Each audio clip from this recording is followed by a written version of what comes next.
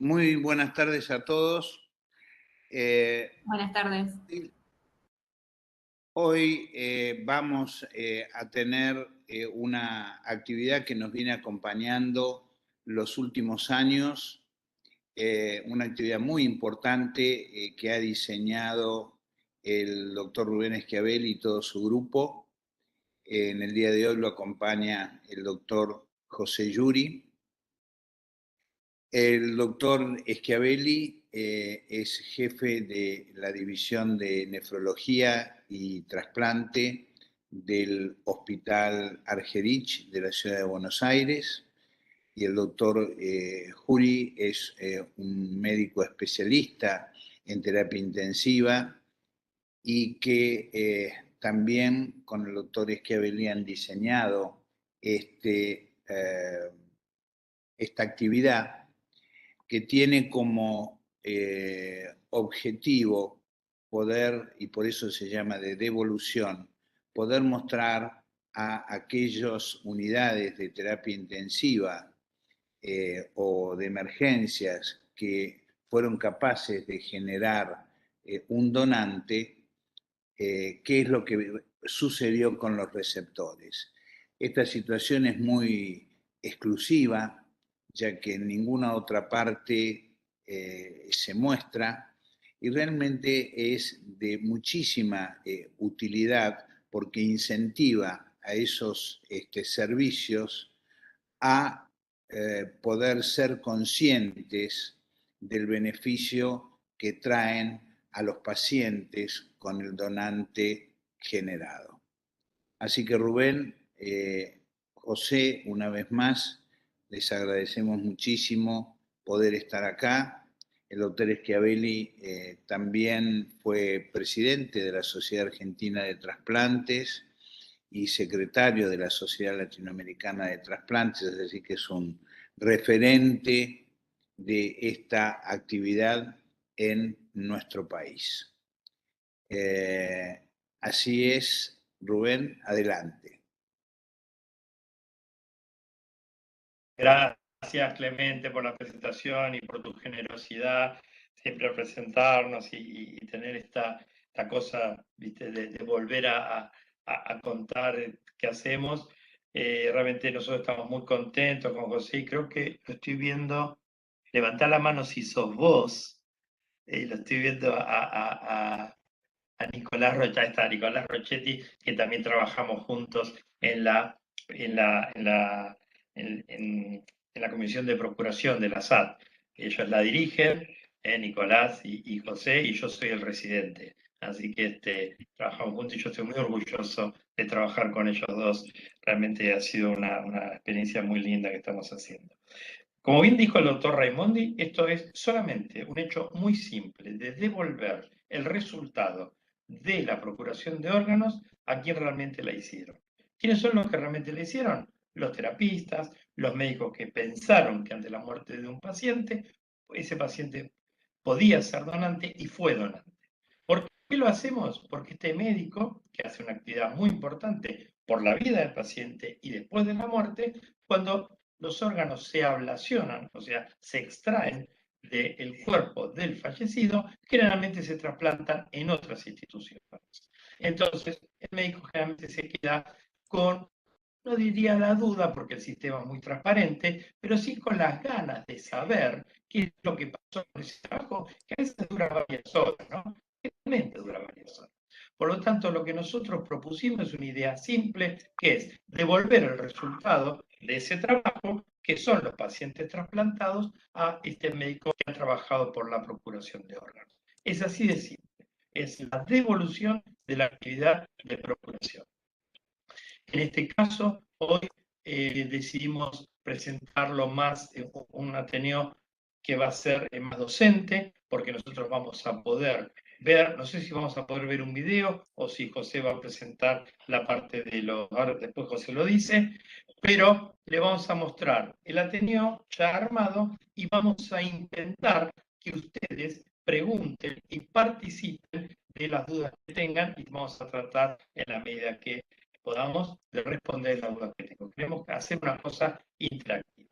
Así que de nuevo las gracias al doctor Raimondi, el orgullo de tanto el doctor Juli como el doctor Rochetti y mío de estar en la universidad.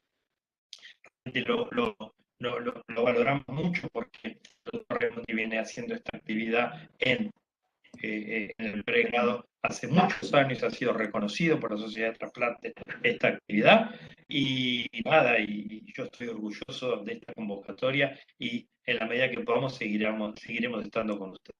Así que bueno, dicho esto, José, ¿cómo sigue la cosa? Hola, buenas tardes a todos. Bueno, voy a empezar a compartir pantalla mía para presentar la primera parte del Ateneo y después vemos si se puede ver el video y si no hablamos de los receptores, ¿sí? Me tienen que hacer... Ahí te pasé como presentador, José. Perfecto.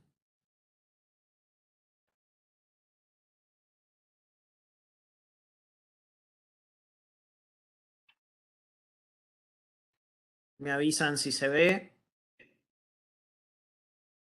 Perfecto. Ahí pongo... Bueno, ya me avisan, ¿sí? Porque tenemos algunos problemas de conexión hoy.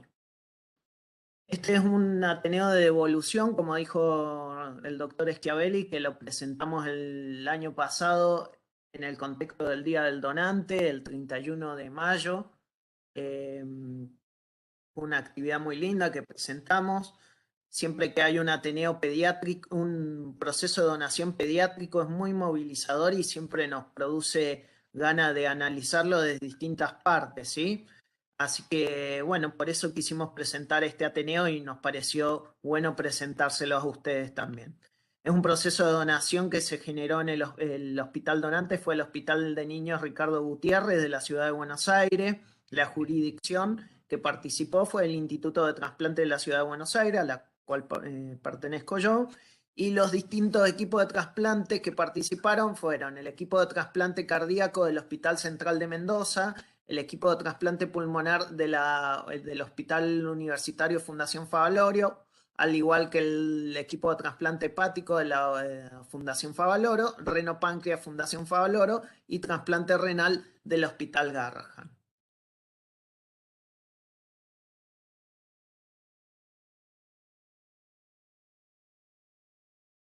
Un paciente masculino de 13 años. Lo primero que voy a presentar es la parte del ingreso al Hospital Gutiérrez, ¿sí? Y después en la segunda parte la forma en que actúa la Guardia Médica Operativa del Instituto de Trasplante y cómo comienza el tratamiento, nosotros decimos siempre tratamiento del potencial donante, que serían las acciones del mantenimiento de los órganos para llevarlo a la ablación a este potencial donante una vez que se realiza el diagnóstico, ¿bien? Pero esto es cómo llega el paciente en ese momento al Hospital Gutiérrez. Un paciente masculino de 13 años que ingresa en la madrugada del 14 de noviembre del 2020, situémonos, época de pandemia, ¿sí? Plena pandemia, derivado del Hospital Piñero por una herida de arma de fuego en la región orbicular interna derecha. En el hospital derivante se intuba a este paciente al ingreso. ¿Qué pasó? ¿Te dejaron de ver? Se dejó de ver, Sí. se dejó de ver la diapositiva. Un segundo.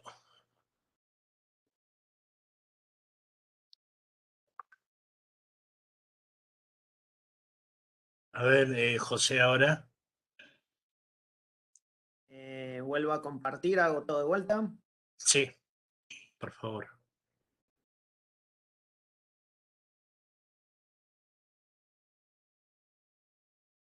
Ahí estamos. Okay. Bueno, como les decía, un paciente de 13 años que ingresó en la madrugada del 14 de noviembre, derivado del Hospital Piñero por una herida de arma de fuego en la región orbicular interna derecha. El hospital derivante lo recibe al paciente, lo intuba por tener un Glasgow de 4 en 15, realizan una tomografía que enseguida la vamos a ver, ¿sí? Con una lesión catastrófica del sistema nervioso central. Se administra manitol y cloruro hipertónico. Tiene una primera evaluación por un neurocirujano, ¿sí? Que dice directamente no puedo hacer mucho, tengo que derivarlo.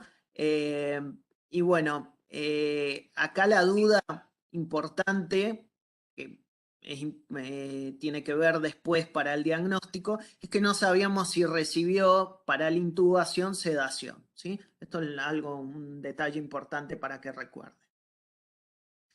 Ingresa primero al servicio de emergencia y directamente ya a la terapia intensiva del Hospital Gutiérrez, donde se constata midriasis bilateral paralítica sin respuesta, protrusión del ojo derecho, taxi profusa. En un primer momento tenía leve dry respiratorio, pero después lo perdió. Esto fue cuestión de minutos, ¿sí? Y esto es otro de los conceptos importantes a tener en cuenta. La muerte encefálica puede ser que se instaure en segundos, ¿sí? No es que es algo instantáneo que vamos a tener al paciente con muerte encefálica. En este caso fue una lesión catastrófica del sistema nervioso central que se fue instaurando en pocos minutos, ¿sí? Y en estos largos minutos, pequeños minutos, digamos, se fueron perdiendo los reflejos de tronco encefálico, ¿sí? En ese momento se coloca un acceso vascular central, acceso arterial y sonda vesical. Se empieza soporte vasopresor, se hace la expansión con 2000 mililitros, agua libre por hipernatremia, antibiótico porque tenía una fractura expuesta de huesos de la cara, corrección de la insulina por hiperglucemia y desmopresina por poliuria y transfusión de glóbulos rojos, ¿sí? Pero algo muy, muy importante de todo esto y algo que están muy educados los chicos del Hospital Gutiérrez, sobre todo la terapia intensiva, es que toman muestras de sangre antes de transfundir al paciente, ¿sí? Se extrae sangre para laboratorio y sobre todo para serología. Y aparte de todo esto, se toma el aspirado traqueal para COVID-19, ¿sí? De todas maneras, se hace la interconsulta con neurocirugía sin conducta activa. Y bueno, ¿cómo se interpreta un paciente con una lesión neurológica catastrófica, ¿sí? Con un Glasgow de 3 en ese momento, ya de 4 a 3, ¿sí? Sin conducta neuroquirúrgica, directamente, ¿qué se hace? Se pasa a avisar al coordinador hospitalario de trasplante y aparte a la guardia médica operativa de la jurisdicción, que somos nosotros, el Instituto de Trasplante de la ciudad. Y también se da paso a la intervención del juzgado a cargo por como toda muerte violenta. Importante de todo esto, también nosotros sabíamos, ya nos habíamos enterado desde el momento del traslado, que iban a trasladar a un chico con un Glasgow de 4, con una lesión neurológica grave, ¿sí? Algo muy, muy importante para nosotros. Entonces ya avisamos a las coordinadoras del Gutiérrez y las coordinadoras del Gutiérrez avisaron a la guardia de que iba un paciente con una lesión neurológica muy, muy grave que probablemente iba a ser un potencial donante. Entonces, desde un primer momento, ese paciente con lesión neurológica grave, crítica, se lo empezó a ver como un potencial donante, ¿sí? Eso es muy, muy importante. Esta es la tomografía al ingreso, ¿sí? Vemos la entrada del orificio de la entrada del arma de fuego, donde vemos, bueno, edema generalizado en todo lo que es el sistema nervioso central. Lamentablemente no son buenas las imágenes, pero es lo que tenemos: desplazamiento de la línea media, hipodensidad del tronco encefálico, hemorragia en la cisterna, deformidad del hemisferio derecho, focos contusivos múltiples y fractura parietal derecha, ¿sí? Esto dificultaba bastante el examen neurológico, ¿sí? Para realizar el examen neurológico completo, ¿sí? Porque había destrucción parte de la cara y bueno, dificultaba bastante a los neurólogos para hacer el examen completo de todo lo que exige el protocolo del cese irreversible de las funciones encefálicas. Punto a destacar de esta primera parte, como dividimos los ateneos nosotros, de este primer abordaje que se realiza en la terapia intensiva del Hospital Gutiérrez. Bueno, la coordinadora hospitalaria del Hospital Gutiérrez tiene un primer abordaje con la familia, ¿sí? ¿Y qué le comunica a la familia? ¿Qué hacemos siempre? Bueno, lo que siempre educamos, ¿sí?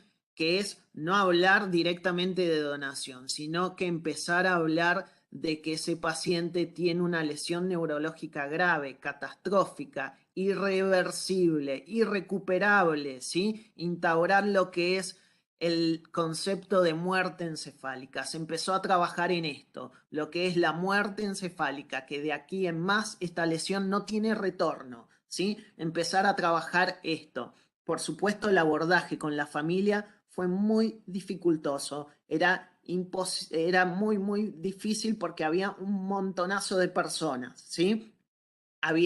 Estaba la mamá y el papá, ¿sí? Y 2 hermanos más, ¿sí? Aparte, los padres estaban separados y cada uno estaba con su pareja, así que era un montón de personas en ese momento en el hospital y era muy difícil realizar el abordaje, ¿sí?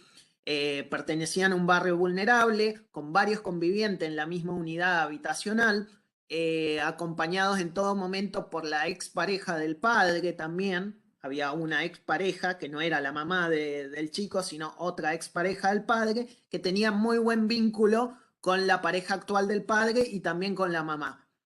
Y de ese vínculo, por decirlo de alguna forma, se aprovechó ese buen vínculo para empezar el abordaje por ahí. La coordinadora hospitalaria empezó el abordaje por esa persona, ¿sí? Empezó a trabajar lo que es la muerte encefálica por ahí. Por supuesto, luego tuvo el soporte de las psicólogas del Instituto de Trasplante, pero empezar el primer abordaje fue muy difícil, pero empezar a instaurar el concepto de muerte encefálica como siempre hacemos, ¿sí? ¿Y por qué tanto conflicto? Bueno, en la casa de esta familia estaban alojando a un amigo de la familia que en una situación lúdica con un arma de fuego empezó este juego y se disparó el arma y fue a parar el disparo a este chico. Por eso era tanto drama lo que se estaba viviendo. Bueno, algunos puntos a destacar y que luego vamos a discutir un poco más. Paciente asumido desde el principio como un potencial donante, ¿sí? La notificación precoz, y esto es muy importante, ¿sí? El sistema de notificación prehospitalario de que se iba a derivar a un paciente con una lesión neurológica grave, ¿sí? Eso fue fundamental para este operativo. El tratamiento oportuno, ¿sí? Con el diagnóstico de una diabetes insípida antes de que tenga el diagnóstico de muerte encefálica, ¿sí? Utilizar desmopresina y agua libre. Ustedes saben que todo paciente con lesión neurológica grave puede tener diabetes insípida y hay que hacer el tratamiento, ¿sí? Y no recibió sedación ni anticonvulsivantes en el Hospital Gutiérrez. Eso fue muy importante también para permitirnos hacer el diagnóstico de muerte encefálica. Ahora empieza la segunda parte de la presentación, que son las acciones de la Guardia Médica Operativa del Instituto de Trasplante de la ciudad. Una vez que tiene ya clínica de muerte encefálica, ¿sí? Se da aviso por parte de los coordinadores hospitalarios a la Guardia Médica Operativa del Instituto de Trasplante y ahí va la Guardia Médica, ¿sí? La Guardia Médica llega, evalúa al paciente, clínica de muerte encefálica, pero como quedaba duda de si había recibido sedación o no en el momento de la intubación y estábamos a 2 o 3 horas nada más que se había derivado, ¿sí? Se prefirió hacer el diagnóstico de muerte encefálica con un método de flujo. ¿Qué método de flujo utilizamos? Doppler transcraniano, ¿sí? Luego en la discusión vamos a hablar un poquito por qué preferimos hacerlo con método de flujo, pero en este caso fue por Doppler transcraniano porque quedaba duda si había recibido sedación o no. Bien, esto fue entonces la presentación de la Guardia Médica. Se interpreta como un traumatismo encefalocraniano por herida de arma de fuego. Llega a la muerte encefálica por esta causa. Un masculino de 13 años, grupo A positivo, con una talla de 173 centímetros y un peso de 50 kilos, una diuresis de 250 mililitros en la última hora, con una diuresis total de 4.300 mililitros en las últimas 10 horas. Muy importante esto para cuando distribuimos riñones, ¿sí? Tener estos datos, ¿sí?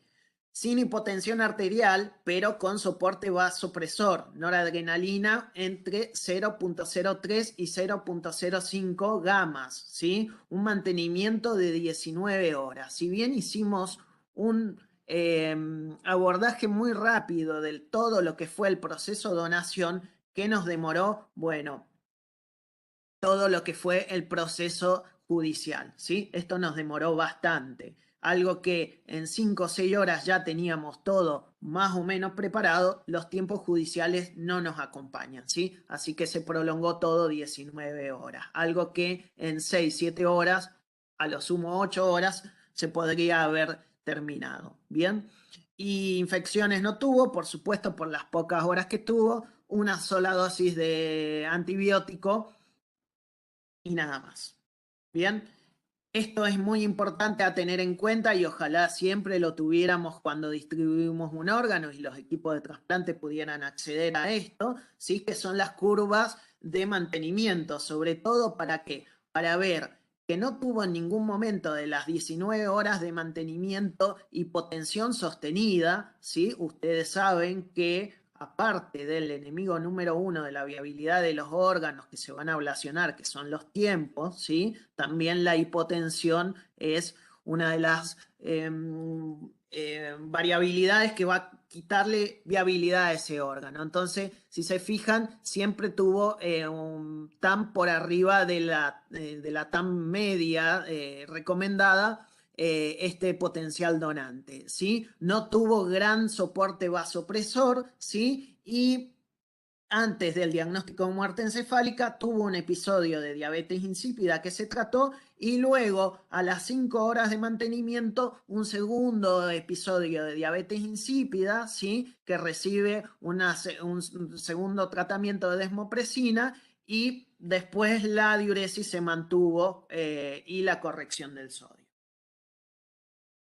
Este es el laboratorio, ¿sí? Laboratorio, un hematocrito de 35 con 23.300 blancos. Recuerden que una vez que se instaura la muerte encefálica, produce una respuesta inflamatoria sistémica en el organismo y por lo tanto una leucocitosis marcada, ¿sí? Esto no quiere decir que el donante estaba infectado, ¿sí? Sino que estaba inflamado. Esa es una respuesta, una diferencia importante a tener en cuenta. Un medio interno con una ligera alcalosis metabólica, pero nada más que eso, un sodio de 153, que fue el máximo que tuvo, potasio de 3.6 y un fósforo de 2.7, uremia de 15, creatinina de 0.77 y glucemias de 110.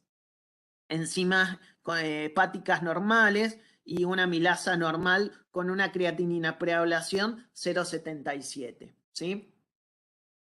Bueno, y esto es importante porque lo puse porque estábamos en plena pandemia y veamos cómo se fueron dando los órdenes de distribución, ¿sí? Acuérdense que cada vez que se distribuyen los órganos no es que se distribuyen de una forma siempre de la misma manera. Cada vez que se inicia un proceso de distribución, el orden va a ser aleatorio, ¿sí? Según distintos factores de distribución, ¿sí? Regional, antropométrico y según las características de histocompatibilidad de cada donante receptor, ¿sí? Y eso permite que se haga la distribución en cada proceso de donación, ¿sí?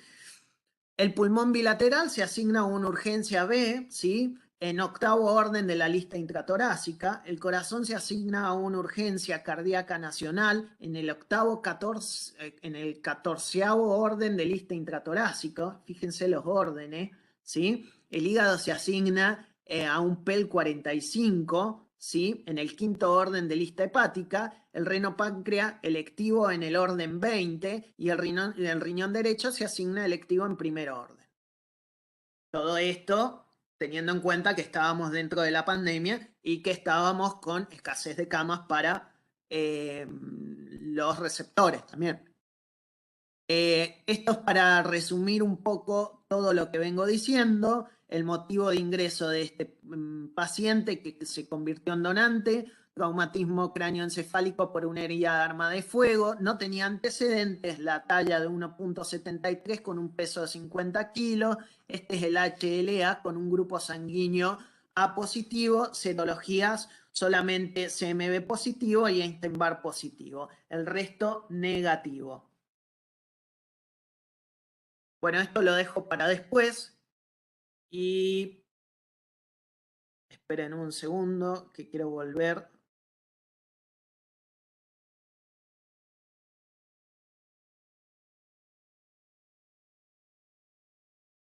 Bueno, vamos a hacer, no sé, Rubén, si vos tenés algo de los receptores, si no, intento pasar el video, que creo que no se va a ver, pero lo intentamos. Estás muteado. Rubén, te paso como presentador. Está muteado. Dale.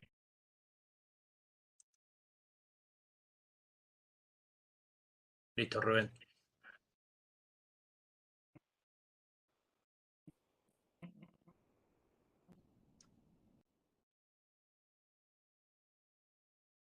¿Se ve algo?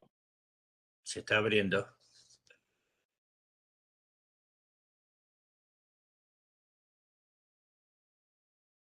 ¿Qué se ve?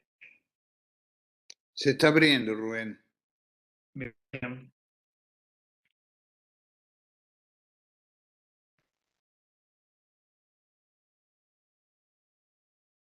No se ve nada, ¿no? No, Quiero- se ve toda la pantalla gris. En el caso Bueno. mío. Sí, Clemente, yo veo ahora, no hay problema. Sí, Clemente.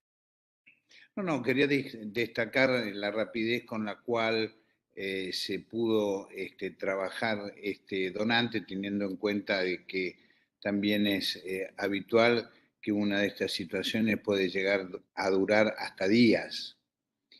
Aquí en 9 horas estaba en condiciones de que si no fuera por el atraso del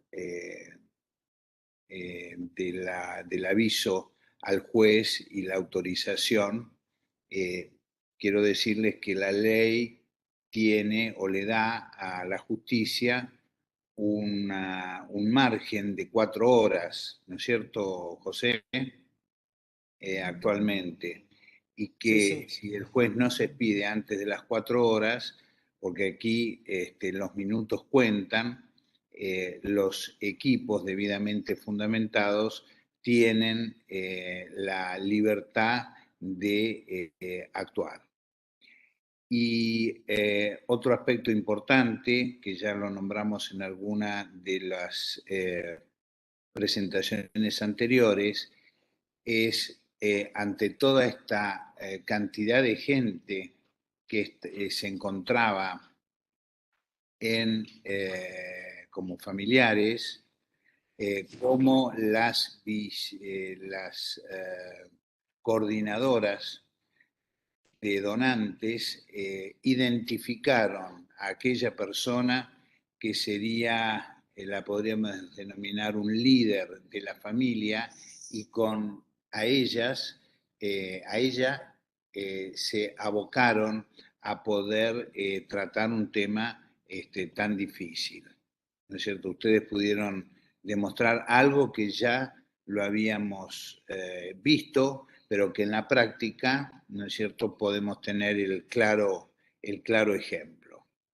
El resultado ya lo sabemos porque sabemos la cantidad de órganos que fueron procurados, así que tengan en cuenta eso. Los aspectos clínicos del mantenimiento, ¿no es cierto?, lo vieron claramente en las curvas que mostró el doctor Yuri, y un tratamiento, una mención especial a la diuresis insípida, que siempre es una circunstancia que denota el diagnóstico de muerte bajo criterios neurológicos. Después de cada uno habría muchas cosas para poder decir, pero recalco eso. Rubén, Roberto. Bueno, gracias, Clemente.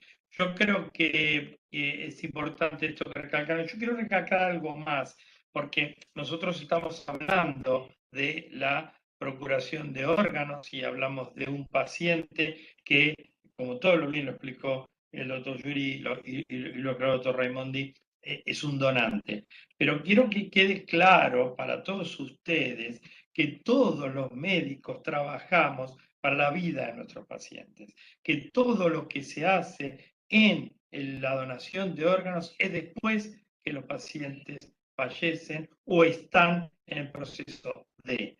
Esto lo quiero dejar marcado porque a veces en esto que ustedes saben, porque están asistiendo a un curso de trasplante y estamos hablando de donación de órganos, hay un proceso previo que es enorme, largo, corto, no importa, pero que es cuando el médico actúa en el tratamiento del paciente. Y es recién cuando, como dijo claro José antes, cuando el neurocirujano viene y dice, yo no tengo nada que hacer con este paciente porque no le puedo ofrecer nada. Y cuando este paciente evoluciona hacia la muerte encefálica, como bien lo han explicado, es donde podemos obtener órganos de estos pacientes después de la muerte de los pacientes. Esto es importante decirlo porque a veces nosotros hablamos de los donantes y sabemos que los donantes fueron pacientes primeros y sobre todo cuando es un niño, ¿no? En donde es importante rescatar todo lo que el sistema de salud hace para que ese niño no se muera. Y recién cuando se muere, recién cuando los donantes se mueren, son donantes.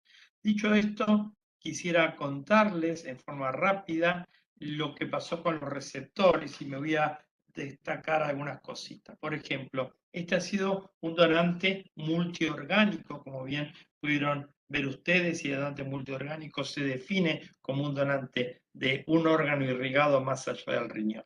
Entonces, este paciente ha donado los riñones y ha donado otros órganos, como son el pulmón. Y no solo es el pulmón, sino que fueron los pulmones. Y esto tiene que ver también con un tratamiento de este paciente dado fundamentalmente de este donante, dado fundamentalmente por experiencia en los que hacen el mantenimiento social, el tratamiento de estos órganos. Discúlpenme un segundo. Domingo. Hola. ¿Querés que intente pasar el video Bien. por las dudas a ver si se escucha? 10 minutos. Vamos a probar. Dale, gracias. Sí, sí, sí. ¿Me están escuchando? Sí, Rubén. Sí, Rubén. Bien. Bueno, entonces, el primer receptor de pulmón es un paciente de 31 años, es un hombre que tiene un grupo sanguíneo A. Entonces ustedes me dirán, ¿y por qué ven el grupo sanguíneo? Porque nosotros distribuimos por grupo sanguíneo compatible. ¿Quiere decir esto? Quiere decir que 0 le da a todos, A le da a la A y a la B, B le da al B y a la B, y a B le da a la B. Igual que las transfusiones de sangre. Con respecto al tiempo, a la causa que llevó a este paciente a la enfermedad pulmonaria, la necesidad de un trasplante, fue una fibrosis quística. Un dato para la fibrosis quística: los pacientes con fibrosis quística se morían antes, y a partir de los tratamientos adecuados, fundamentalmente los tratamientos antibióticos, en estos pacientes que están constantemente infectándose, dan la posibilidad de que crezcan y que después necesiten un trasplante. Este paciente era un paciente que estaba con oxígeno dependiente en su casa, con 6 litros de oxígeno, y hacía 935 días, o sea, algo así como 3 años en lista de espera, y empeoró el último tiempo. Tenía un compromiso pancreático, como bien lo puede dar esta enfermedad, y además había tenido, pobre, una herida de arma de fuego, lo que le había llevado a una restricción intestinal. ¿Qué es lo que le ofrece la medicina a este paciente? Ponerle pulmones nuevos, pulmones de un donante que, como bien describieron antes, tuvieron una isquemia de 11 horas y 18 horas, perdón, y 1 hora, 6 y 2.7 horas para trasplantar el pulmón, y tuvieron una evolución realmente buena, satisfactoria, con un pulmón nuevo y con un paciente que se fue de alta. O sea que el primer trasplante, el primer receptor, fue un receptor de pulmón que anduvo bien. El trasplante de hígado, o sea, también se le sacó el hígado y se pudo poner en otra institución a otro paciente, un paciente femenino de 4 años, que tenía, como todos saben, los trasplantes en niños chiquitos son para atresia de vías biliares, había recibido un trasplante siendo muy chiquita de un donante vivo relacionado. Recuerden cuando hablamos de donante vivo relacionado en hígado, y es un niño, generalmente son sus padres los que lo donan, y donan el hígado, que sería la parte izquierda del hígado. Esto en manos expertas, como tenemos en Argentina, es una cirugía controlada. No es lo mismo cuando un donante adulto le tiene que donar un receptor adulto, porque ahí la parte del hígado que le tiene que dar el donante vivo que estoy hablando es la parte del hígado derecho, y la parte del mundo.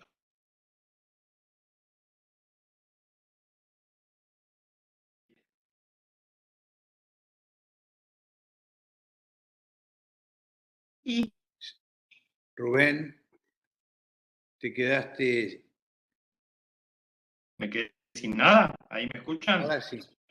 Ahora sí. El último minuto Sí. no se te escuchó, Rubén. No, Bueno, Se sobre el hígado escuchó, derecho, que es claro. importante, sí, de sí, adulto a adulto, lo porque el repito. volumen Entonces, del hígado izquierdo no es suficiente. exactamente. Bueno, entonces quedó claro eso. Esta es una niña que este hígado lo había perdido y había vuelto a entrar en lista de espera. ¿Y por qué perdió el hígado? Por una cuestión inmunológica. ¿Qué quiere decir esto? Su sistema inmunológico empieza a actuar en contra del hígado, empieza a generar anticuerpos, empieza a hacer una respuesta negativa contra su hígado. ¿Esto pasa en los niños trasplantados de hígado? Sí, pasa en un porcentaje altísimo. ¿Cuál es la primera causa es la falta de adherencia. Los pacientes, chicos sobre todo, cuando llegan a la adolescencia, dejan de tomar las pastillas. Así de simple es esto. Estamos trabajando muchísimo con el doctor Dip y la doctora Monteverde en la adherencia a la sociedad de trasplante. Bueno, este paciente entró en lista de espera y como es un paciente que fue de rechazo inmunológico, ahí hubo que evaluar los anticuerpos que este paciente ya tenía preformados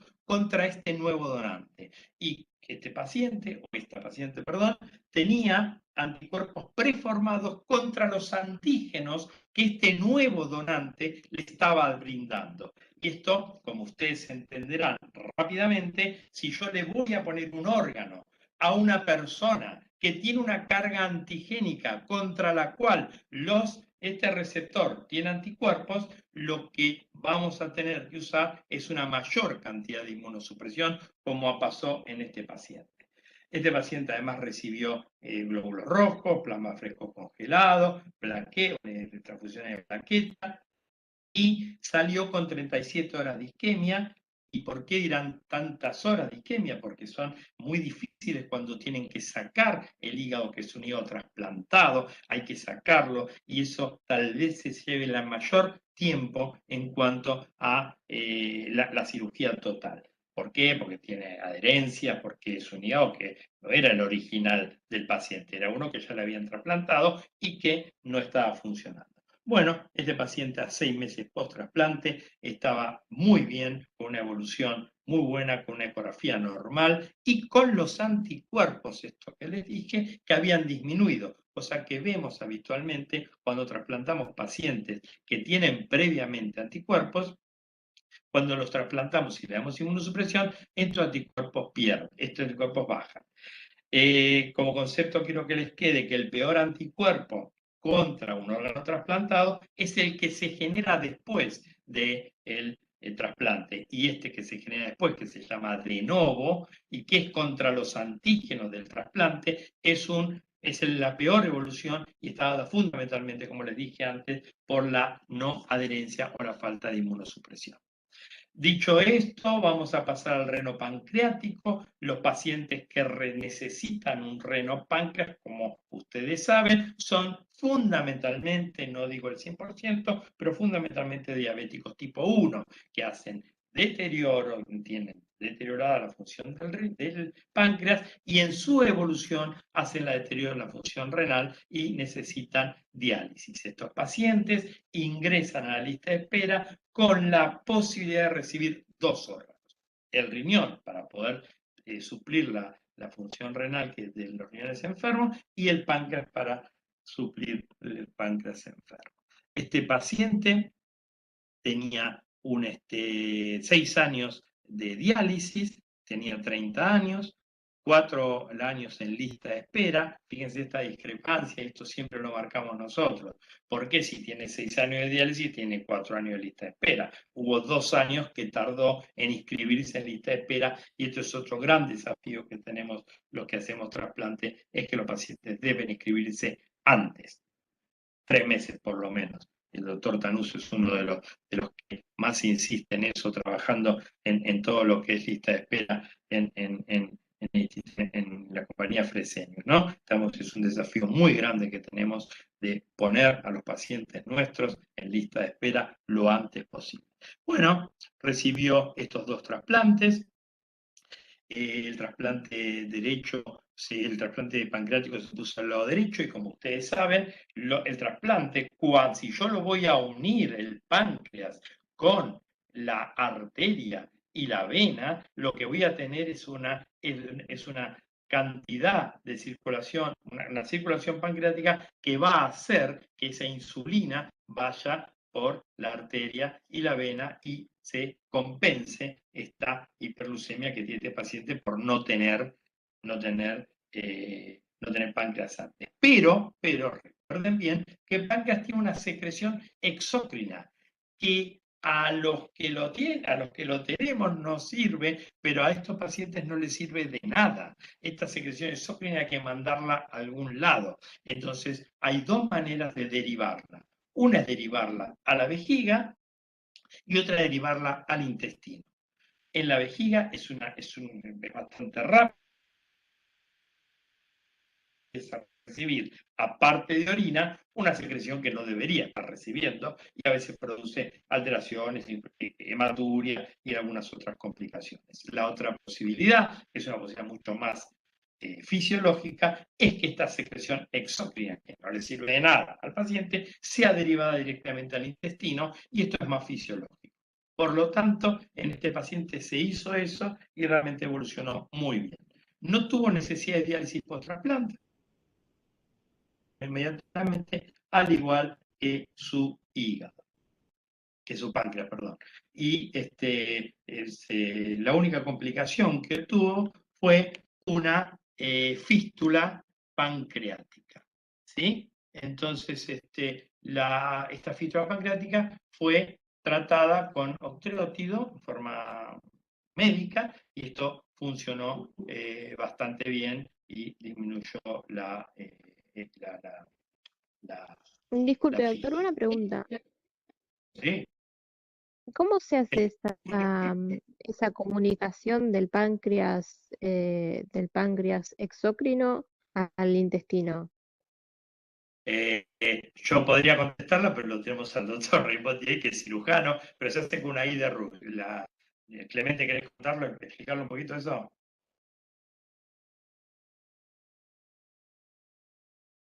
Bueno, no sé si está ahí, pero les cuento. ¿Me Perdón, escuchan? me olvidé que estaba Estaba muteado. muteado, perdón. El páncreas es el páncreas total, no es un páncreas segmentario como se utilizaba antes, bloqueando la secreción exócrina con cianocrilato.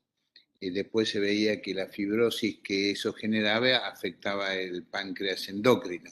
Esta es una técnica que desarrolló Duvernard en el Hospital Necker de París y que ya fue abandonada. El páncreas total es en la ampolla de Vater, vamos a tener un teórico de eso, se conecta directamente a un sector del intestino en donde se realiza una ida Rux, que ya la deben de haber visto ustedes para otras patologías en cirugía, y obviamente lo que es páncreas endocrino está limitado a la circulación general. El gran problema, además de las fístulas pancreáticas que tiene el trasplante de páncreas, es la trombosis vascular,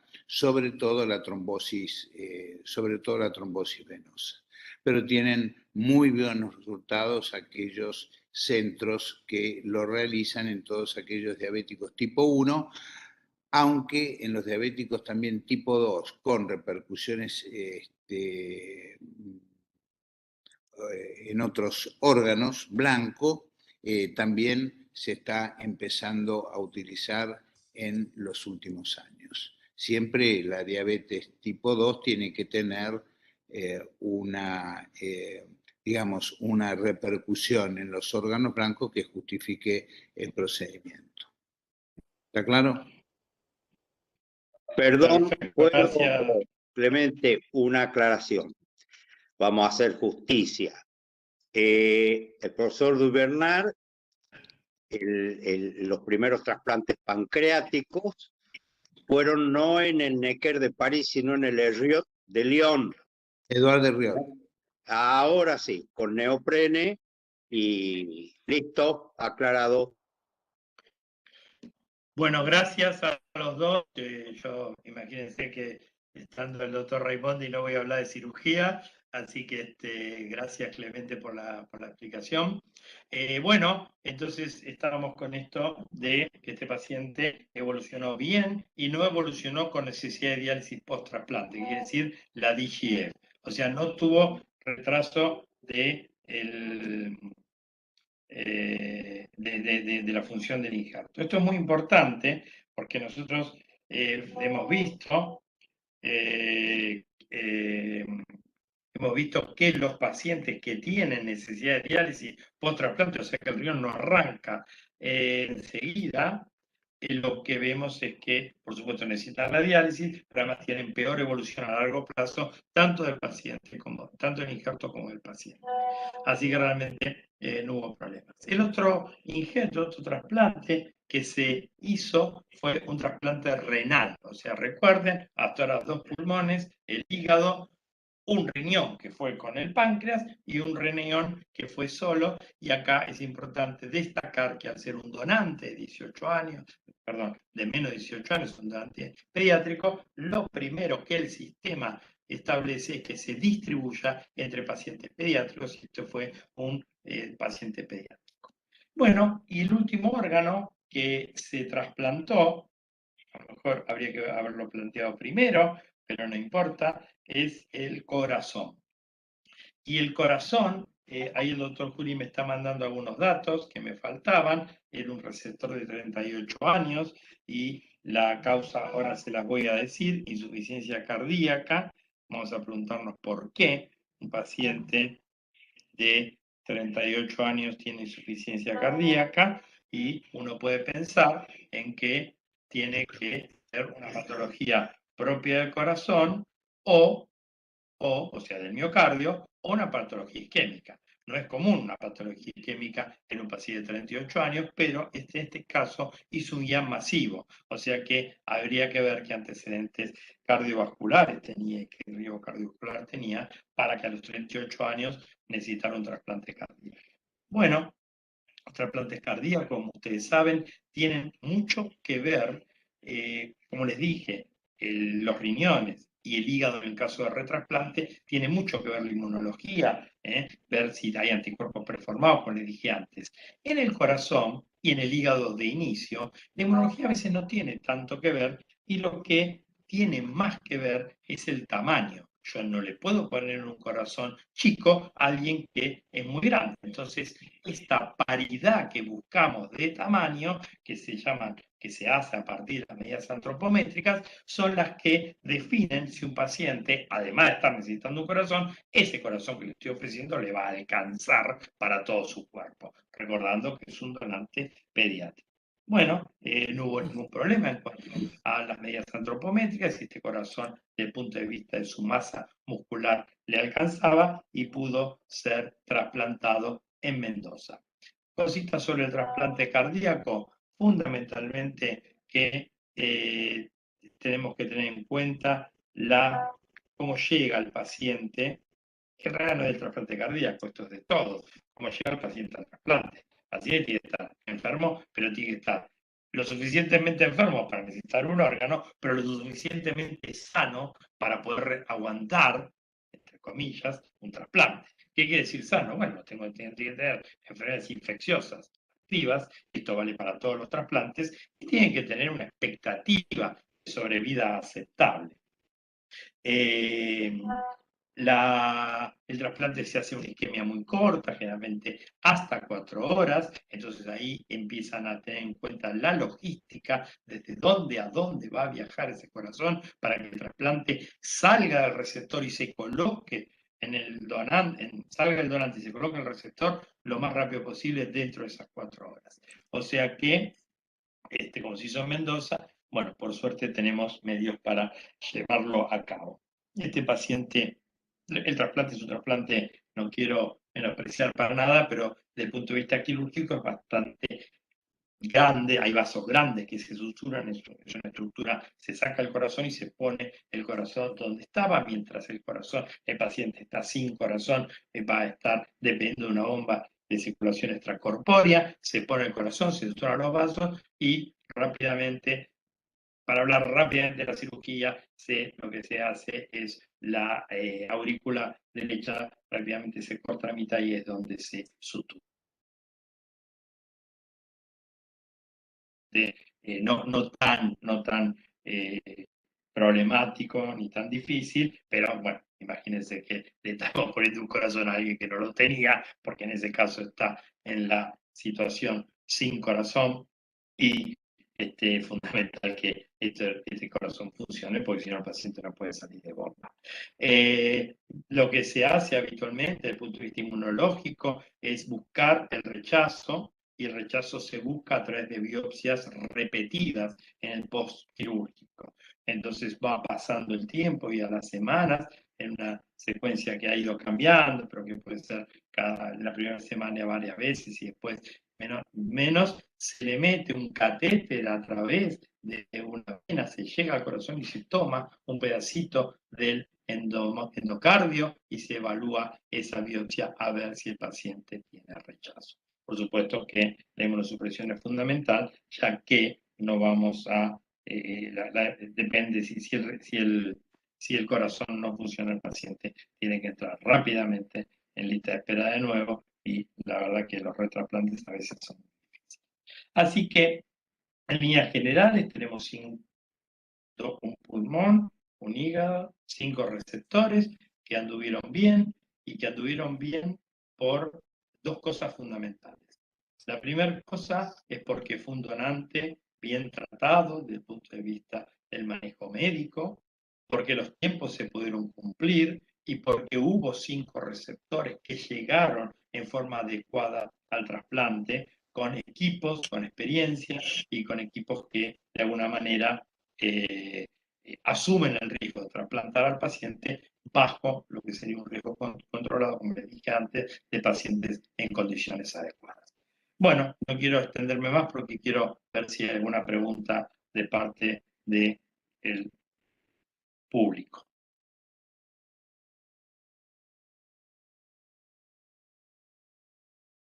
O alguna aclaración de parte de mis colegas. ¿Estamos?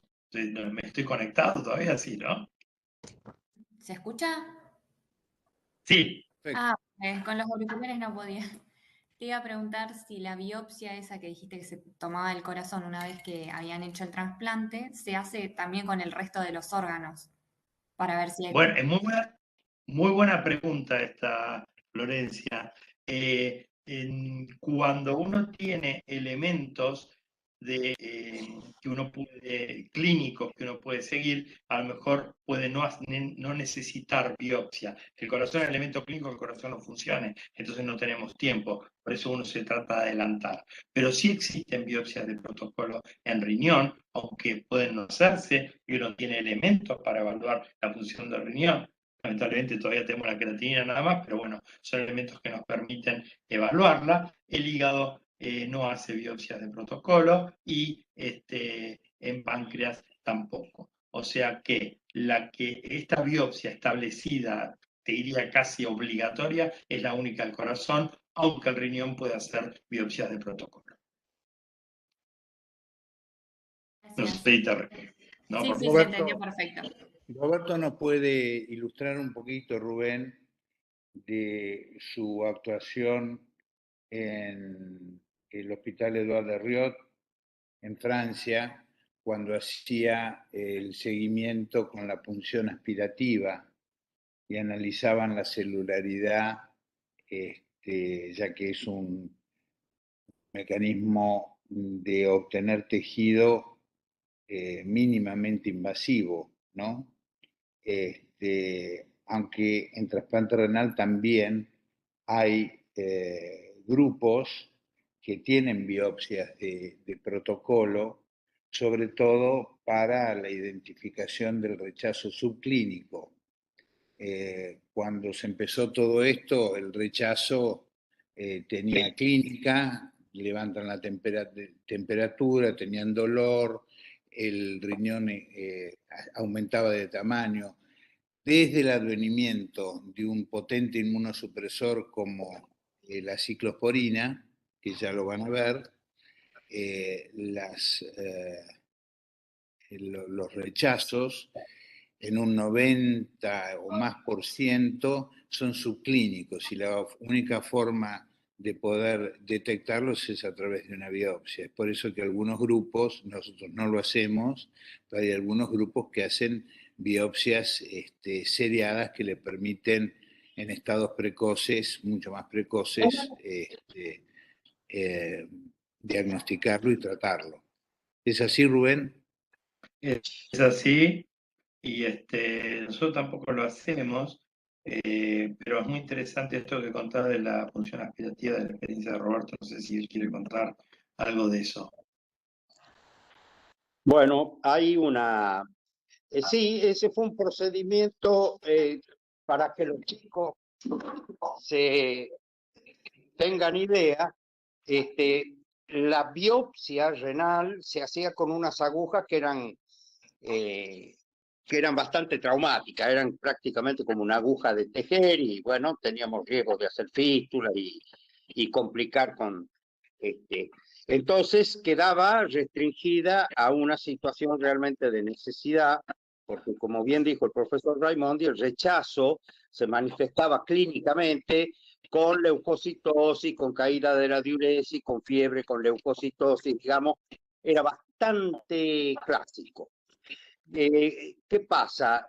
Con el advenimiento de la ciclosporina, efectivamente, el rechazo clínicamente no se advertía con tanta claridad y el profesor Pekka Eiri, un finlandés, allá por los años 80, con Eva von Willebrand, determinaron o desarrollaron, perdón, una técnica que hacían la biopsia renal, se llamaba punción aspirativa renal, con aguja fina, que era una aguja de punción lumbar pediátrica, con la cual se pinchaba el riñón. Se podía hacer en más de un lugar porque es una aguja prácticamente atraumática, imagínense, de punción lumbar pediátrica. Entonces, incluso después lo hacíamos con la 58 convencional, la aguja de intramuscular. Obteníamos material que se citocentrifugaba después y entonces observábamos como control sangre periférica, por un lado, un preparado, ¿no es cierto?, de sangre periférica y otro con lo obtenido en la punción del riñón. Y veíamos la presencia de blastos, es decir, de formas inmaduras, de linfocitos, de monocitos, de macrófagos, que son los inmunocompetentes. En ese tiempo todavía no teníamos los marcajes para decir si eran CD8, CD4, qué tipo de linfocitos, pero sí podíamos ver la cantidad de blastos. Entonces hacíamos la resta entre lo que había en el preparado del riñón con el control, o sea, la sangre periférica, y de allí surgía un score que daba actividad inmune o no. Realmente una técnica que fue bastante interesante, después la hizo René Aviv en el Necker, de quien aprendió el profesor Julio Goldberg, que también desarrolló esto en la Argentina. La hacía el profesor Ponticelli en Roma. No había muchos lugares donde se hiciera, pero digamos, nos permitía a nosotros punzar un riñón, por ejemplo, complejo, 2, 3 veces por semana, e ir viendo la evolución. Y en un trabajo que presentamos y publicamos ya hace muchos años, con el profesor Trellé, el doctor Sanier, que es el que estaba a cargo de esta técnica y del cual yo aprendí en Francia, hicimos un trabajo con 3.500 biopsias donde demostramos que el positivo de la biopsia para actividad inmune, ergo rechazo, se daba más de 12 horas antes que suba la creatinina. Para aquel entonces era importante la precocidad del diagnóstico, porque siempre el diagnóstico lo hacíamos basándonos en que aumentó la creatinina. Entonces, esto era un dato muy importante y ya poníamos tratamiento antirrechazo con creatinina normal. En esa época era todo una mejoría, digamos, desde el punto de vista de nuestro manejo de los trasplantados. Esa técnica se usó muchísimo hasta que aparecieron ya los marcajes, hasta que aparecieron los anticuerpos monoclonales, que bueno, ya generaron otras potencialidades y otras posibilidades menos traumáticas. Igualmente sigo considerando que sería una técnica valiosa, sencilla, para utilizar, pero bueno, ya prácticamente los últimos 10 años quedó un poco en desuso. Es lo mismo que en su momento para la tiroides, Rubén, viste las funciones aspirativas del nódulo tiroideo, etc. Así que técnicamente muy buena y con muy buenos resultados, pero hoy superada claramente ya por toda la avanzada, ya te digo, de los marcadores en orina, con David Rush a la cabeza, con los marcadores monoclonales en sangre, incluso la nueva biopsia renal que se hace con una aguja fina, no es tan traumática y permite también ver preparado con la microscopía electrónica, con los marcajes, realmente tenemos muchas chances no solo de hacer el diagnóstico de rechazo, sino calificarlo, cuantificarlo y por lo tanto mejor tratarlo. Gracias, Roberto. Gracias. No sé si hay una pregunta. Recuerden que está el doctor Yuri y está el doctor Rochetti también, si tienen una pregunta sobre el donante. Así Puedo hacer que una sola comentario antes de yo tengo que retirarme. Quiero felicitar públicamente, que no lo he hecho, al doctor José Juri y al doctor Rochetti. Creo que le mandé la felicitación a través de Rubén cuando organizaron conjuntamente con Rubén y la SAT y la SATI las jornadas de procuración y trasplante, donde hablar de integración, procuración, trasplante, donde se habló mucho de procuración, con una gran asistencia de público. Esto fue relativamente hace poco y tuvo gran impacto. Así que aprovecho que los tenemos acá en la cátedra para felicitarlos a los dos. Un abrazo, yo los dejo y terminen tranquilos del Ateneo. Gracias, Roberto, gracias. Bueno, como les decía, a los alumnos, está el doctor Rochetti y el doctor Yuri también, si tienen alguna pregunta sobre el donante, ¿sí? O dudas sobre la donación, o sobre el proceso, o sobre todo lo que se planteó, para que también nosotros, y esto es una idea que tuvo el doctor Raimondi que es muy importante, estamos claramente integrando y hablando de medicina en la procuración y el trasplante.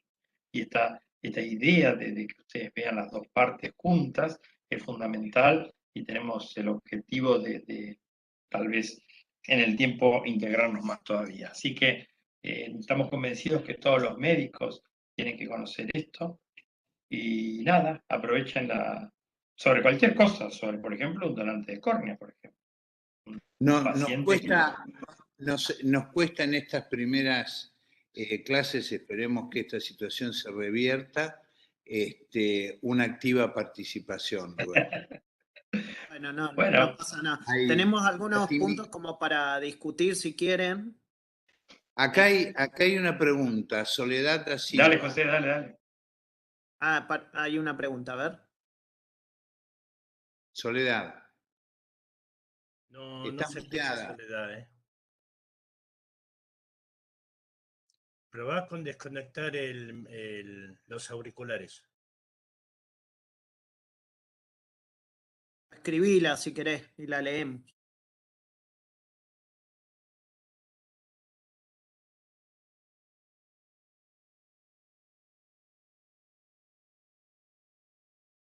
Yo mientras que ella escribe, puedo hacerte una pregunta. Problemas para José y sí, Nicolás, doctor. en el Instituto de Trasplante de la Ciudad de Buenos Aires, la jurisdicción de la Ciudad de Buenos Aires, ¿cuántos coordinadores hospitalarios formales tienen en las instituciones?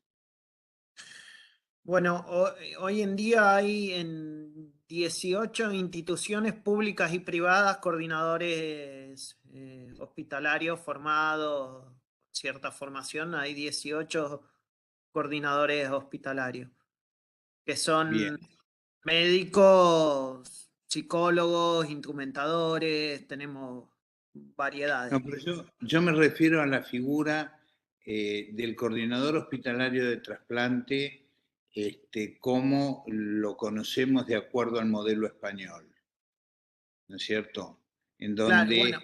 ellos pueden llevar todas las etapas de la procuración, salvo, por ejemplo, la extracción o forman parte del diagnóstico de muerte, ¿no es cierto? Así, formales en el sentido de que son reconocidos, están integrados al sistema de salud y son adecuadamente remunerados por su trabajo. ¿Cuántos hay? Ninguno, entonces. No, Esto, ninguno. yo, más allá de esto, es por lo que venimos discutiendo en las primeras clases sobre la necesidad de la formación de los coordinadores hospitalarios, ¿cierto? Con esas condiciones que hemos dicho recién.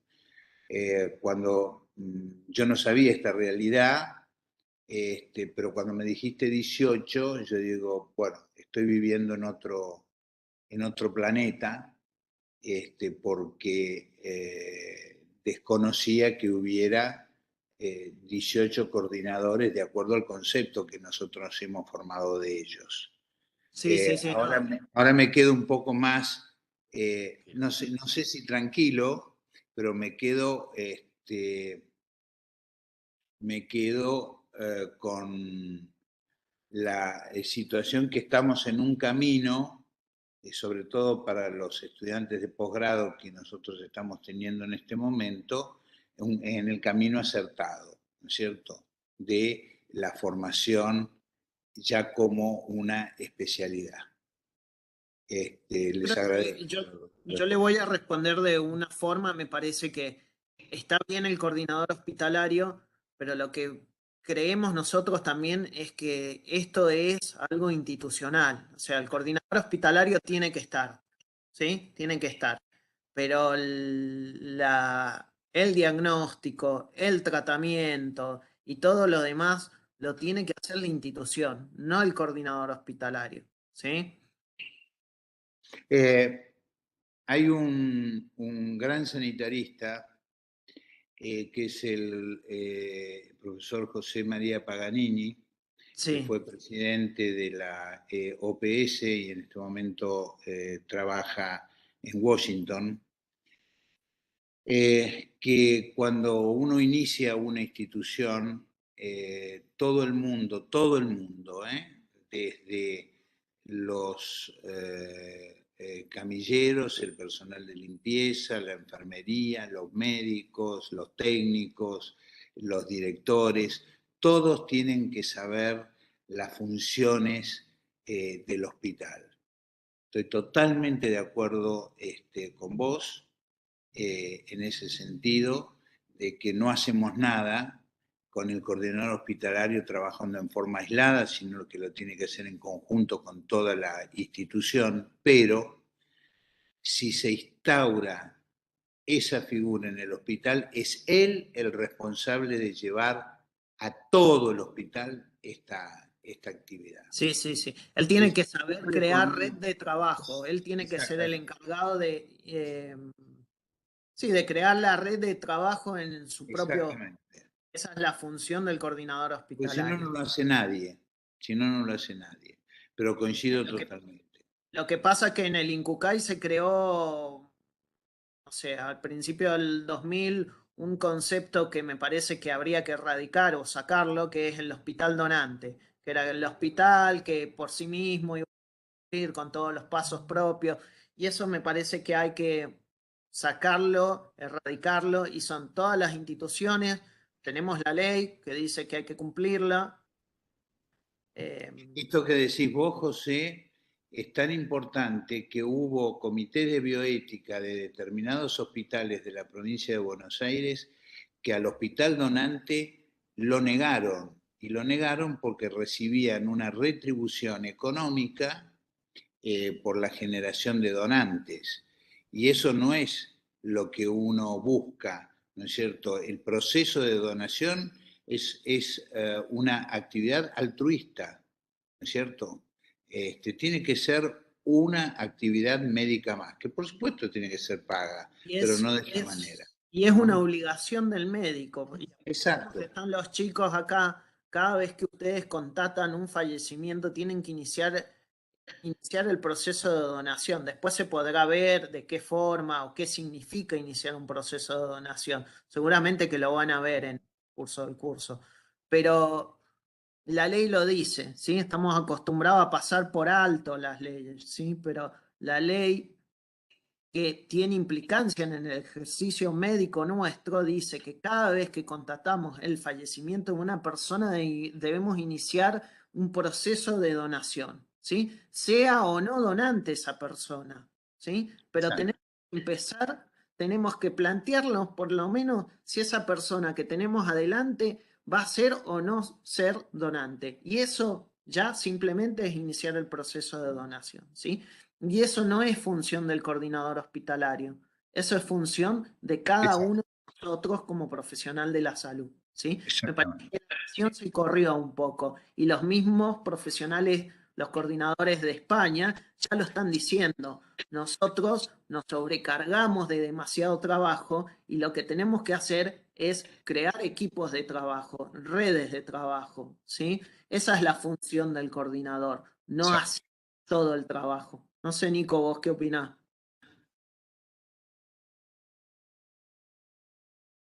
Estás muteado, Sí, Nicolás. Buenas tardes. Un gusto estar y compartir este espacio. Gracias, Clemente, por la invitación. Yo lo que quería agregar es que lo que hay que tener en cuenta es que la Argentina es un país distinto a los dos modelos por ahí polarizados que tenemos de donación y trasplante, ¿no? Y creo que es una conjunción un poco de los mismos, y lo que hay que tratar de lograr es el mejor camino propio, es decir, hacer nuestro propio camino, que es el camino de nuestro país, que es la Argentina, que incluso a nivel latinoamericano es ciertamente modelo, porque los números hablan por sí solos y somos líderes en la región junto con Brasil y Uruguay en todo lo que es Sudamérica. Pero a lo que voy es que Estados Unidos tiene un modelo clásico de donación donde lo que se hace es llamar al equipo de donación y trasplante, sobre todo al de procuración, por fuera de la unidad hospitalaria, es decir, es un modelo basado en la asistencia al llamado, Y el español, al revés, o sea, la unidad de procuración es un servicio más dentro de los servicios del hospital, como medicina interna, cirugía general, etcétera, y está incorporado. Y en nuestro país, porque si bien, como dijiste vos, José, tenés en la Ciudad de Buenos Aires estos 18 coordinadores hospitalarios, tenés una guardia médica y operativa activa con un equipo que está disponible las 24 horas para asistir no solo a esos hospitales, sino al resto de los hospitales que no te quedan, que no tienen coordinadores hospitalarios. Por lo tanto, yo a lo que apunto y lo que creemos es que en realidad nosotros tenemos que buscar nuestro mejor camino, jerarquizando esto que plantean ustedes, tanto José como Clemente, de que sea una actividad médica más. Es difícil tener la misma realidad que en España, o sea, nosotros nos fijamos mucho en el famoso modelo español de donación y trasplante, pero es difícil porque nuestro sistema de salud está muy fragmentado, o sea, tenemos los 3 grandes subsistemas que hacen que no sea similar. Tenemos en una región tenemos una distribución muy heterogénea de hospitales, en cambio ellos tienen centralizado mucho más esas actividades, entonces yo creo que el sistema de salud es una clave para que no se pueda trasladar completamente e integralmente todo el modelo de donación español a nuestro país, sino que hay que adaptarlo de la mejor manera.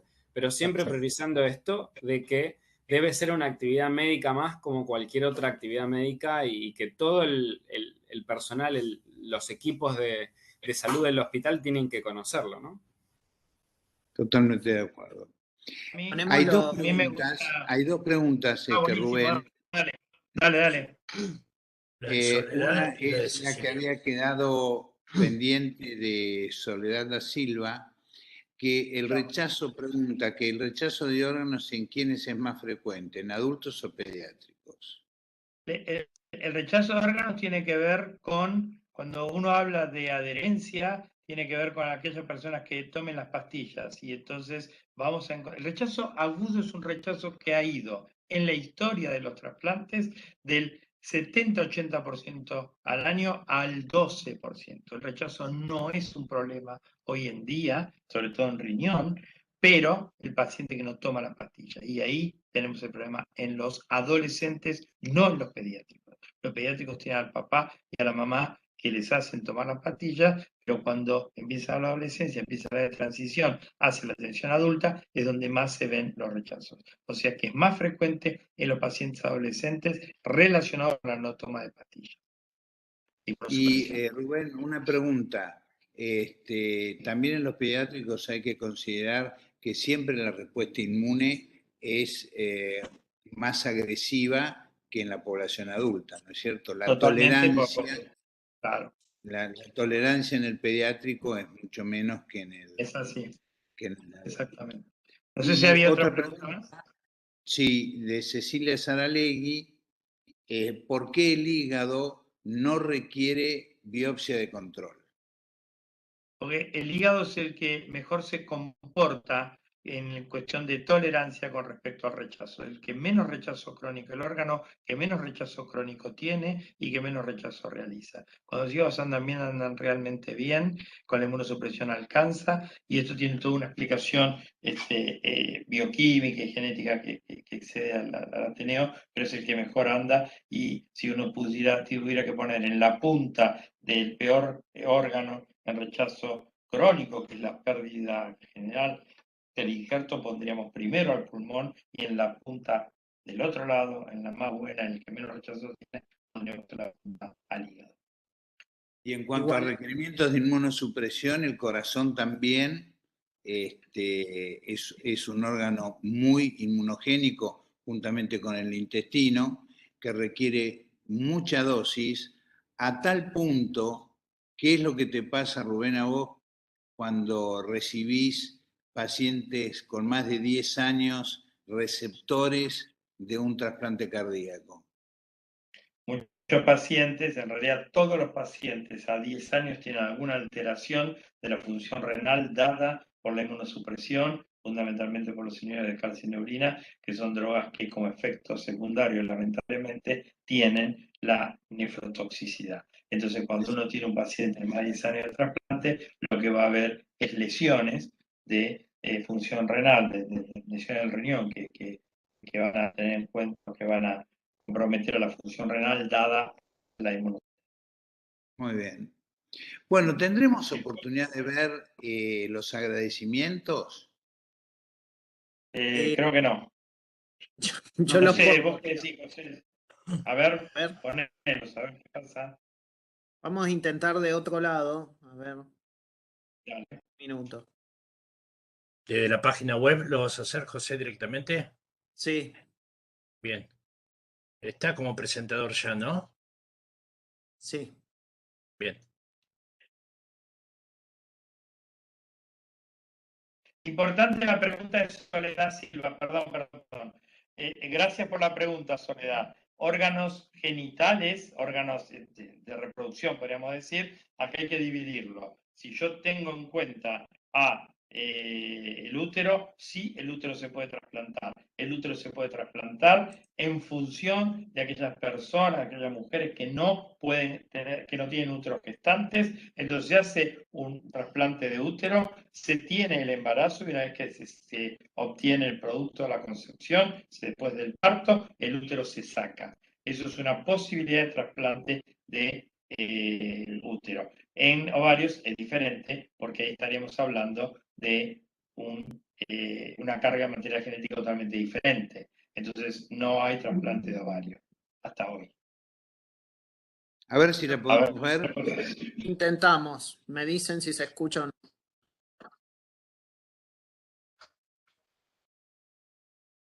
No. No. Acá se escucha muy bajito, pero es el video así, no se hay. ¿No? A ver de nuevo. Si en vez de pausa lo pones desde inicio, porque fíjate que la columnita... No, la lo que línea pasa es roja... que el inicio de toda la presentación que ellos hacen, justo el agradecimiento, empieza ahí. ¿Querés que pruebe yo de... Vamos a ver, vamos a hacer una prueba.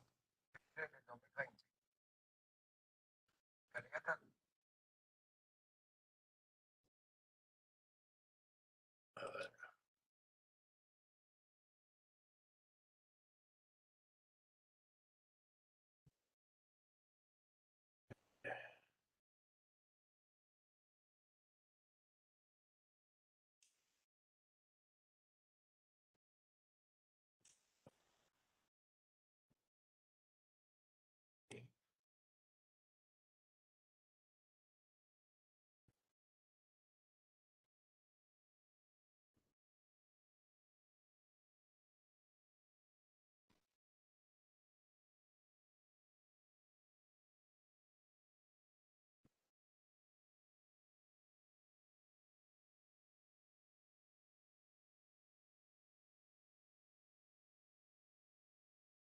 Nos vamos organizando. Ok.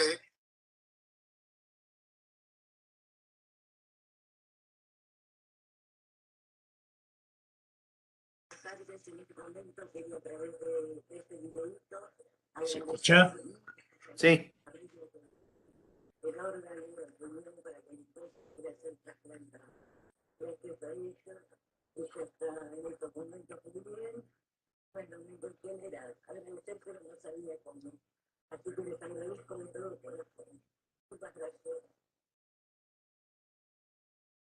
Hola, mi nombre es Walter Javier Montenegro, tengo 39 años, fui trasplantado en el Hospital Central el 15 de noviembre del 2020 por una insuficiencia cardíaca afecto de un infarto masivo.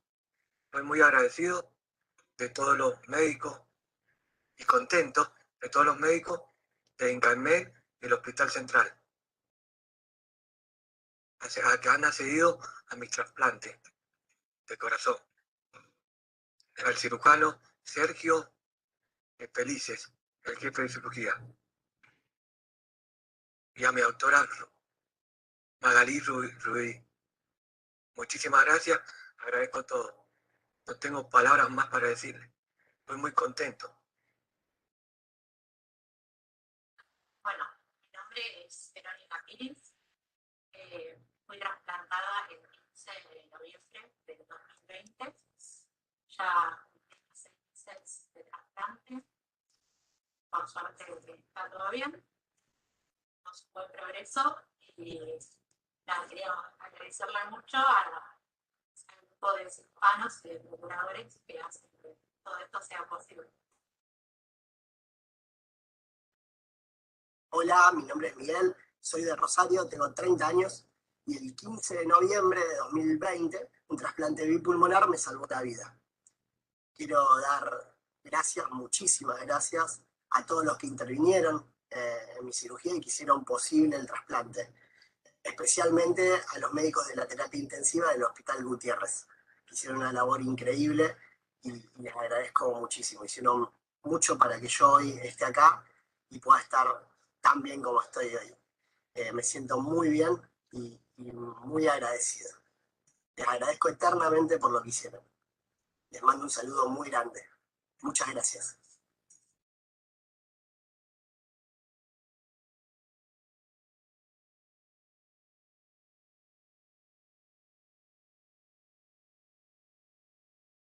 ¿Sigue? ¿Alguno más? Bueno, ahí también estamos viendo si se puede conectar el doctor Roja. Les vendo si te puedes conectar, pero si no, yo digo esto también. Un segundo que te tengo. Bueno. No, está, me parece que... Gracias, Luis. Acá me contó el doctor Rojas la razón de esto que plantea el doctor Mandolesi y vamos a plantear una reunión específica para eso, ¿sí? Para poder explicar... Está bien, Gonzalo, listo. Entran todas estas situaciones de violencia de género y de chicos maltratados. Así podemos hacer una reunión que puede ser así grande como un Ateneo y tocar estos temas específicamente. Ahí ya Bueno, está. José, ya terminó ahí. Bueno, Ahí ya terminó. Yo tengo Yo creo- que agradecer, como siempre, al soporte técnico de Sati.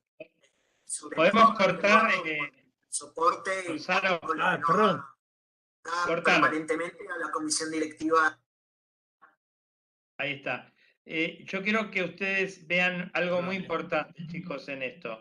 Cuando nosotros hablamos, les pedimos a los médicos que graben a sus pacientes, les pedimos siempre que el agradecimiento sea como este último que ocurrió, donde el paciente entiende el agradecimiento hacia la procuración. Lo entiende porque se lo dijimos, porque cuando le sale naturalmente, el paciente agradece a su médico, agradece al médico que está ahí, agradece al que ve todos los días, al cirujano Sergio, que es un fenómeno porque lo trató a él, y es lógico que le agradezca. Nosotros siempre decimos que para los terapistas, para los procuradores, estos pacientes no son tangibles, porque no están, porque están en otro lado. Y esta devolución, que por suerte el de Rosario la hizo bárbara, porque él dice, estoy buenísimo, estoy bien, y le agradezco especialmente a la terapia intensiva del Hospital Gutiérrez. Es el mensaje que queremos dar nosotros, el mensaje del receptor hacia la terapia del donante. Porque cuando lo dejamos, y si lo tenemos que aclarar, yo me acuerdo del primer anterior que hice ya hace más de 10 años, fue un paciente mío, lo tuve que grabar como 10 veces, porque siempre me agradecía a mí. Yo digo, no me agradezcas a mí, le tenés que agradecer, no, porque gracias al Hospital Argerich. No, vos le tenés que agradecer a la terapia que consiguió tu órgano. Es muy importante, y esto es lógico que les pase, porque los pacientes nos ven a nosotros, no lo ven al terapista. Y eso es lo que tenemos que marcar. Miralo al terapista, aunque no lo conozcas, agradecerle a él, porque si él, por él no hubiera sido, no hubiera habido ningún tipo de trasplante. Y esta es un poco la idea de cerrar el círculo que siempre tenemos, ¿no? Contarles esto porque en la devolución siempre pasa. Y también, Rubén, el agradecimiento, como siempre decimos, a las familias de los donantes, a las familias que dijeron que accedieron a la donación, ¿no? Creo que terapia y familia son las dos cosas más importantes. Hay otra pregunta Totalmente. en el chat de A ver. Soledad.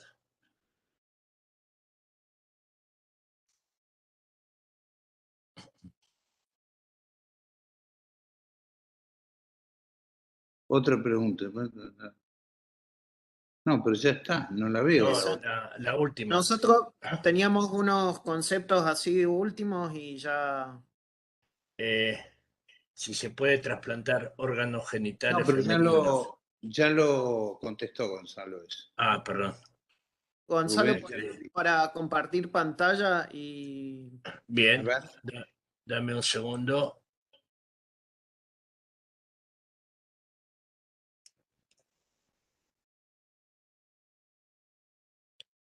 Fíjate ahora, José. como para cerrar ya algunas cosas.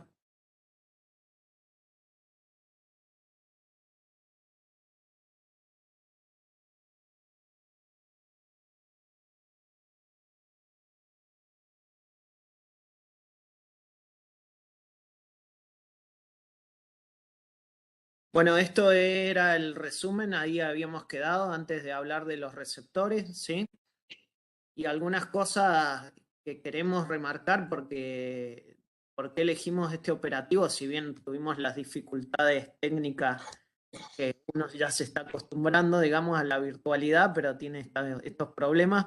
Pero en este operativo salieron todas las cosas que tenían que salir, salieron bien, ¿sí? Entonces lo elegimos para que se lleven estos conceptos. Mensajes y conclusiones. ¿Por qué cómo se hizo el diagnóstico de muerte encefálica? Bueno, acuérdense que el diagnóstico de muerte encefálica siempre se tiene que hacer con una causa conocida, ¿sí?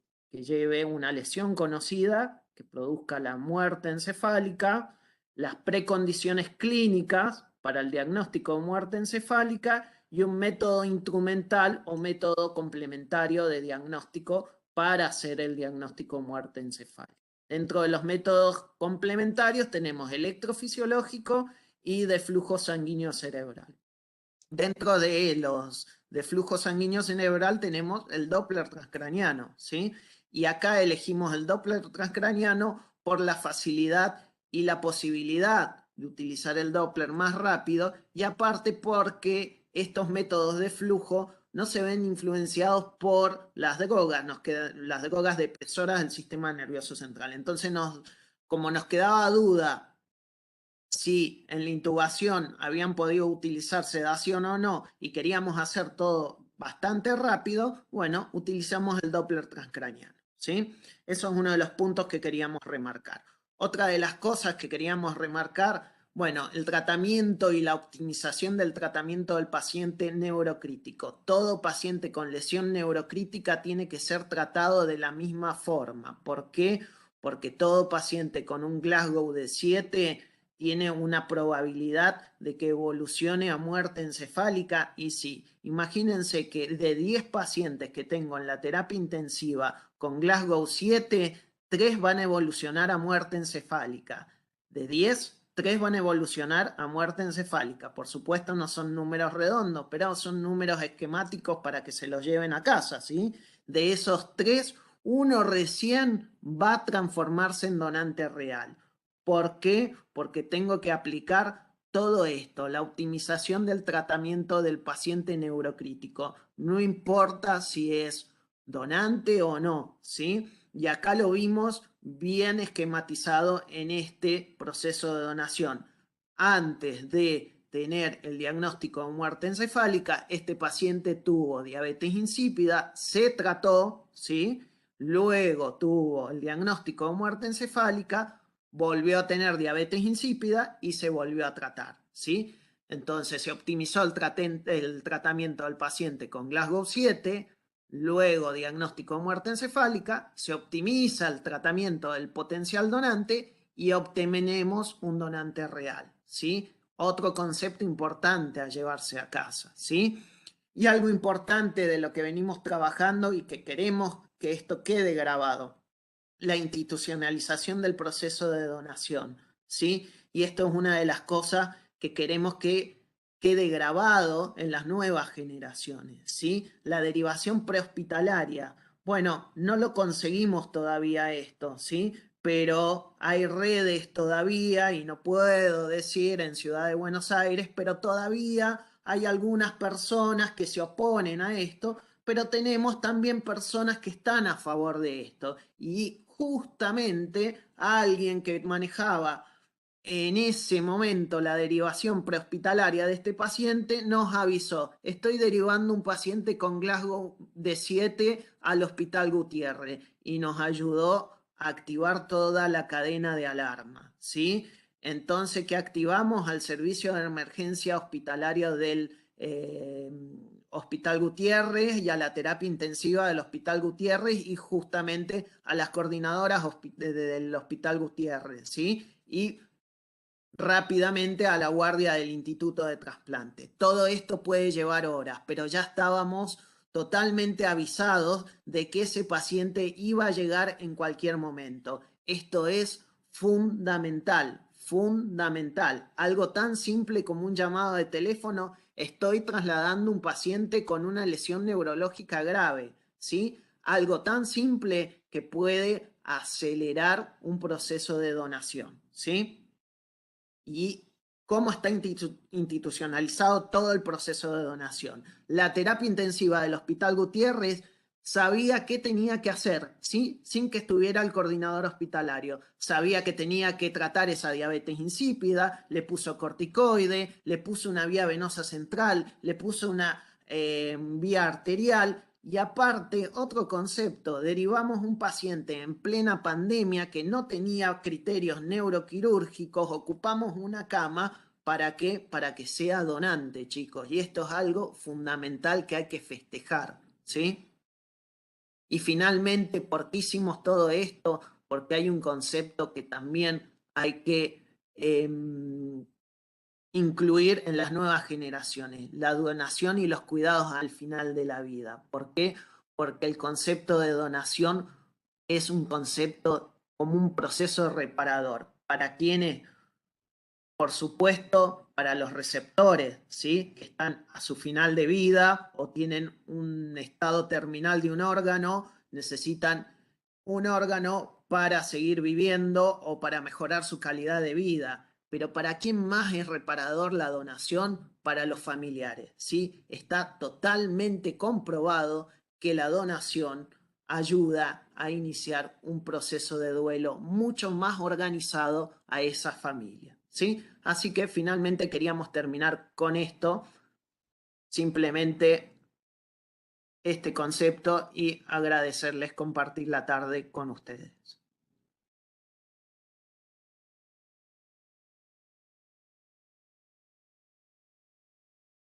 Estás muteado, Clemente. Satisfacción con la presentación.